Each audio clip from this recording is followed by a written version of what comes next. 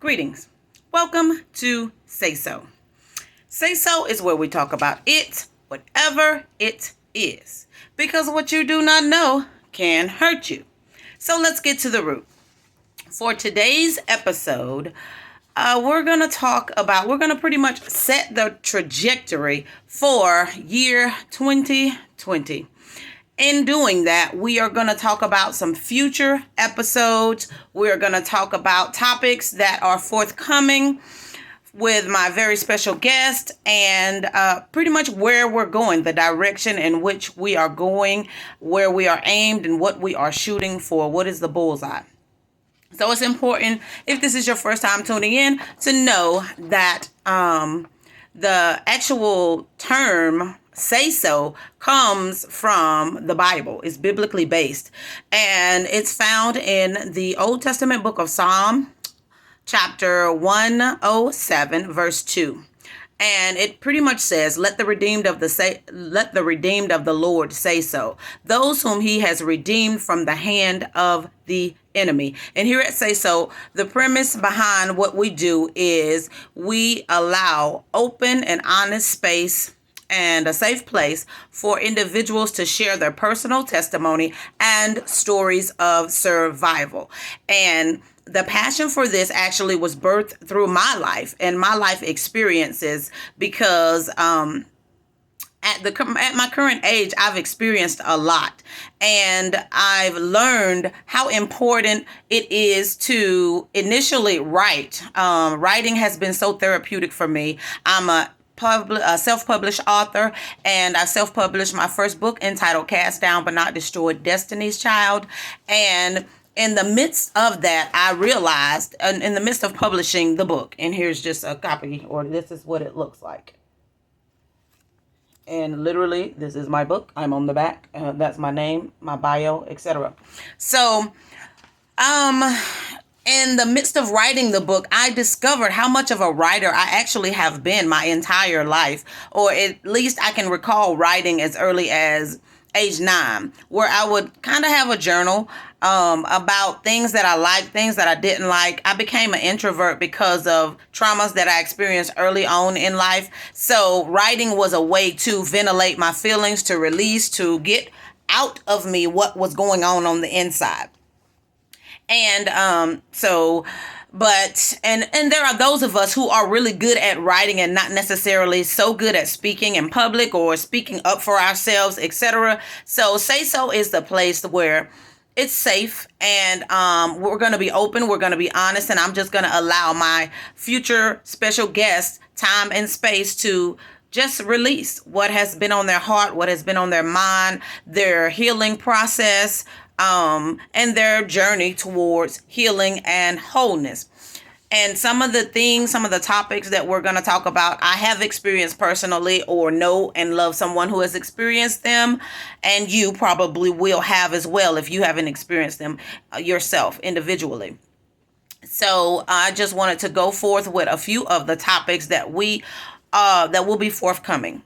And we're going to deal with things such as, and I have little cards. I might show them to you because I work pretty hard on these cards. And they're cute. So we're going to deal with anger. What is it? What does it look like? When individuals experience anger, what's going on for them? And some of these I may elaborate on. Like what I learned in Christian counseling is that anger is actually a secondary emotion. So that means if and when you're angry, there's really something that actually triggered your anger, and anger is just your reaction or your response to it at that time. So it could be embarrassment or humiliation or somebody talking down to you. It could be a whole number of things, but basically anger is the second emotion. So the first emotion, you have to identify that, and then you can understand what your triggers are and what are some things that may cause you to be angry in the future. We're going to talk about child abuse. We're going to talk about church hurt. We're going to talk about dating. And what does that look like? And some of these things may overlap. So, for example, you may have been dating in the church, and as a result, there became the end result was some church hurt. Maybe you and the individual that you were in a relationship with or in a dating interaction with, maybe you're no longer together and you still go to the same church. Maybe they've moved on and now they're bringing their new girlfriend or boyfriend to church, and it's awkward, it's eerie, and things of that nature. So some of these are overlapping. We're going to deal with divorce. We're going to deal with domestic violence. And some of these I have a passion for. So it may be layered, or we may deal with different aspects and different subject matter regarding kind of the same topic, but just delving a little deeper and getting to the root of different topics. We're going to deal with dreams and visions. Do you dream? There are some people that God have gifted with the ability to dream. You recall your dream, and your dreams can be prophetic. So you can dream of something and then it actually happens. You can, there are several different types of dreams. So I definitely want to go into dreams. Like, what are they? And what do you do with them? Why does God allow dreams? Is God the only one that allows dreams? And things of that nature. We're going to talk about faith walk. What is your faith walk like? Have you had to walk by faith and not by sight? In what areas and what avenues of your life? The Bible says that the just shall live by faith. Have you literally had to wake up and you're living by faith? You don't know where your next meal is coming from. You don't know, you may be homeless. Whatever is going on in your life, you're literally existing and or living by faith because you do not know what the next step is or when to take the next step. And we're going to talk about family. Family is very layered, and there's so many different types of family. You have your family of procreation, which you create yourself. You have your family of conception, which composed of your mother and your father and your siblings and things of that nature. You have different types of family. You could have families such as a newlywed. They're considered a family. Although they don't have children, they're still considered a family. And actually, they're the foundation of what will be built when the children come. They are the foundation piece of the family. You have extended families. You have single parent families. You have blended families. So those are just a few, but there are several different types of families and different dynamics that come along with those. So we will discuss those. We're going to talk about forgiveness. Now, we can't talk about forgiveness without talking about unforgiveness. So we're definitely going to be sure to look at both sides of the coin, the positive and the negative. And what I want to ensure that we do this year or going forward on Say So is have an even balance. I know that in the previous year, 2020 and 2021, while we were doing episodes, we were actually uploading episodes that I had done when it was initially on a radio station, actually, where I would record the audio, and they would put my the voice over or whatever in the queue, and it would air every Friday at 1:00 p.m. with Diamond HD radio. That's no longer an option. So when I started the YouTube channel, I wanted to get all of the content in one place. So I went back, and all of the audio and things of that nature, I made sure that I systematically put those in. So a lot of the previous episodes 1 through 52 are talking a lot about, of course, personal testimony and stories of survival. I want to balance that a little more and focus also on healing and the journey toward healing and wholeness. So we will continue on our journey together toward healing, being extreme 100% healthy and whole individuals. And so that's a new thing pretty much. And I actually have considered my previous guests that were on talking about their personal testimony and stories of survival. Really strongly considering bringing them back and asking them to elaborate a little more about their healing process. What did that look like for you? What did you have to go to therapy? Did you have to go to counseling? Did you have to use medication? Did you have to utilize psychotherapy of some sort? Did you have to do exercise, or, what did you find therapeutic? What helped you to heal from whatever your affliction, your situation, your injury, your wound was or is? And where are you in that process? Do you feel like you are completely healed from that thing? Or do you sometimes have relapses or flashbacks or things of that nature? So we're going to actually have some of my previous guests back so we can get a more total and full picture of their journey. We're going to deal with grief and loss. And when people hear grief and loss, they automatically think of bereavement or someone passing away. And that is definitely a great example. But there are other examples. If you've ever been single and married and separated and divorced, there's a grieving period, and there's a sense of loss. If you've ever been in a marriage and now you're a single parent, there's a sense of loss, not only for the parents or the individuals who have separated, divorced, or are no longer together, but also for the child and the children that are involved. Also for your family members. They may have gotten along really well with your ex, and now that can be kind of difficult to navigate if you don't have clear-cut boundaries. So those are some things also that we'll talk about, grief and loss. But there's a whole gamut.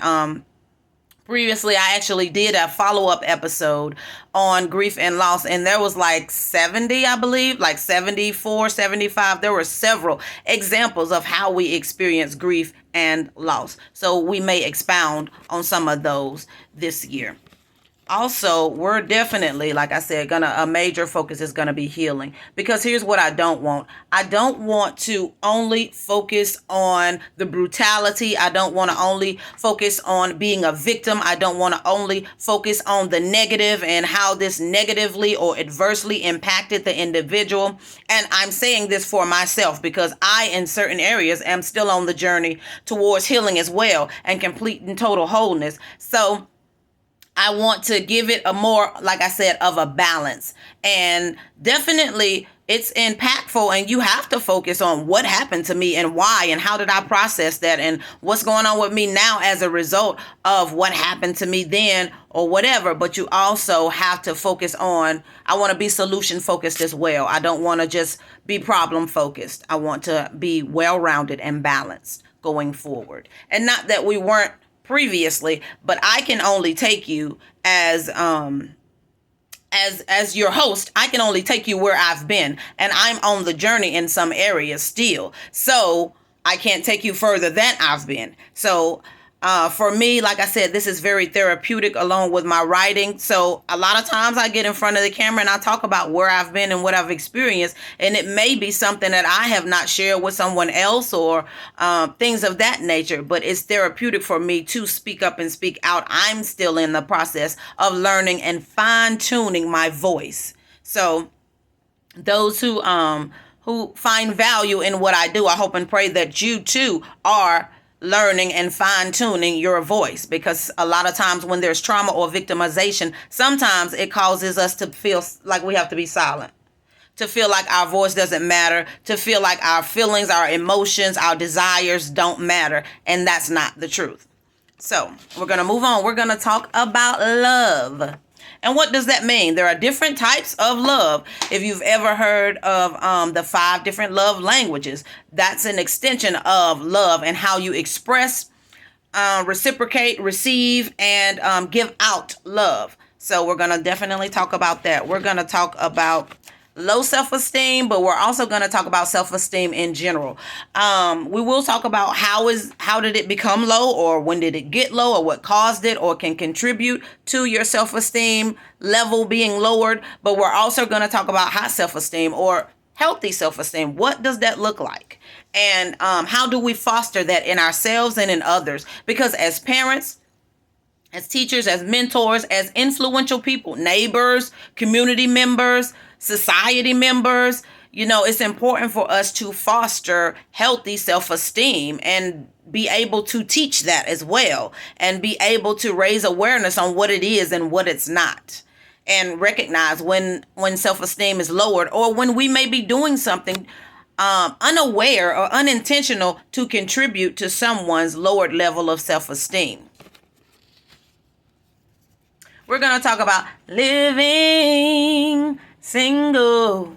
So, if you're like myself, you're living single. And what does that look like? What does it look like for a woman in the church? What does it look like for a woman in the community? What does it look like for a woman in business? Etc.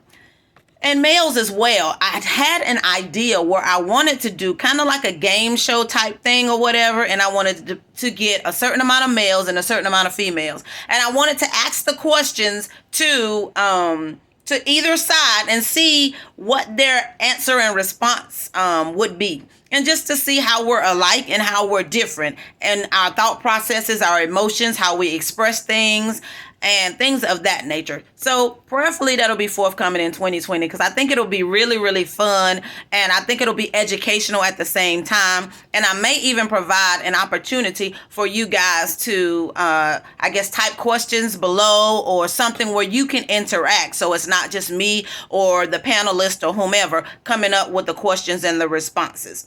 So we shall see. We're going to talk about marriage. What is it? What is it not? And what does it look like in the church, in the community? What does it look like in the household, etc.? It can be a layered issue, or something that can be complicated. So we want to kind of unravel that onion, and we want to kind of normalize it, and we want to take a holistic look at it. What is it? What should it be? What is it not? Etc.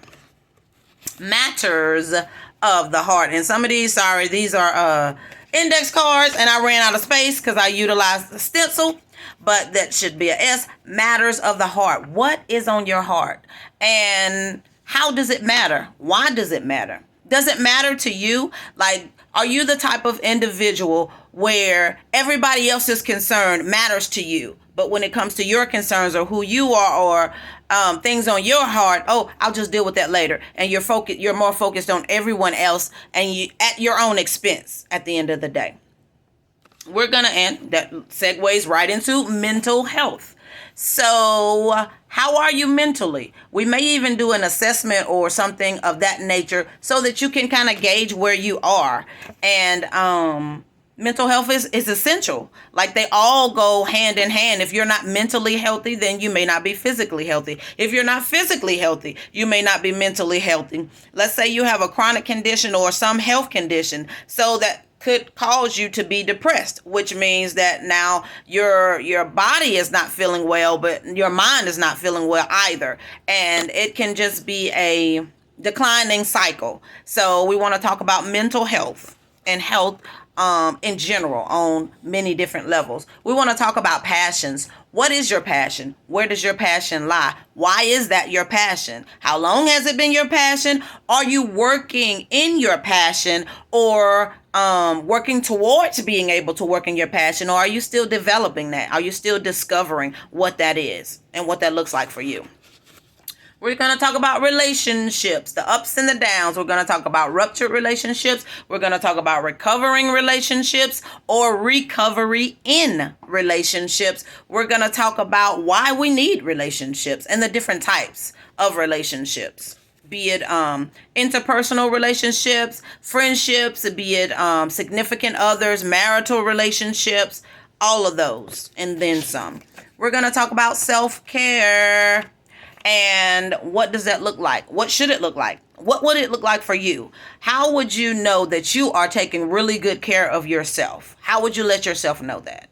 And if those that know and love you see you, could they say, oh, she practices self-love, or he practices self-love, and this is how I can see that, or this is how they demonstrate that?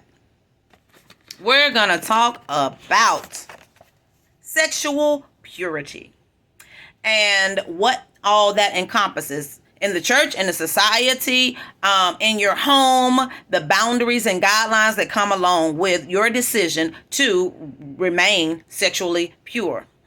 we're going to talk about spiritual warfare. There's no L because I ran out of space. Spiritual warfare. What is that? And I have some previous episodes on like the Marine Kingdom and things of that nature that you can go just to kind of wet your whistle, so to speak. But we're going to talk about spiritual warfare and how we engage in that daily, whether or not we believe it or see it, and just tap a little deeper into the spiritual realm, because what we see with our eyes is natural. And of course, it's easy to know and see that exists. You can touch your skin. You know that you have skin, that you have a body, that you have bones, that you exist. But those things that we don't readily see with our natural naked eye, our spiritual eyes have to be open to it. So prayerfully, some of your spiritual eyes will become opened or even widened more so, and your vision and your discernment turned up for this time and season that we're in and that we're approaching.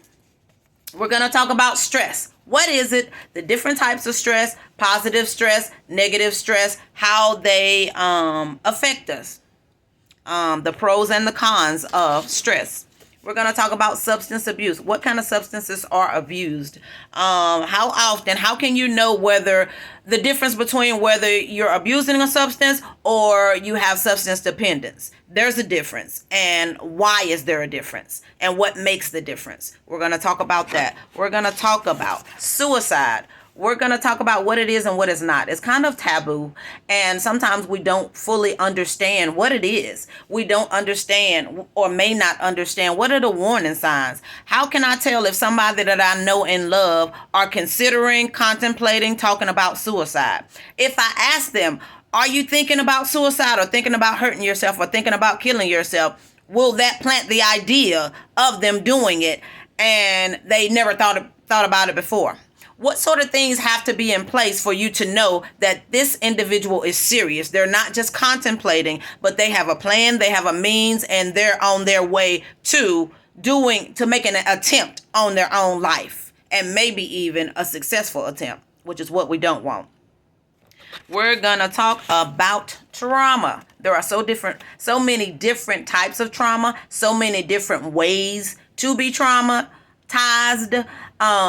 And if you're looking for an example, I did a previous series, Transparently Me, in December, and there's about 3 or 4 video clips, and they're basically talking about the 3 major things that brought me into Christian therapy and how I processed those. And all of them were 3 separate traumas, and they rank on 3 separate levels, and just how that experience was for me. What did it do mentally? What were some of the physical triggers or physical signs? And in hindsight, they say hindsight is 20/20. In hindsight, is there anything that I may have thought to do differently or anything of that nature as a result of coming face to face with major trauma?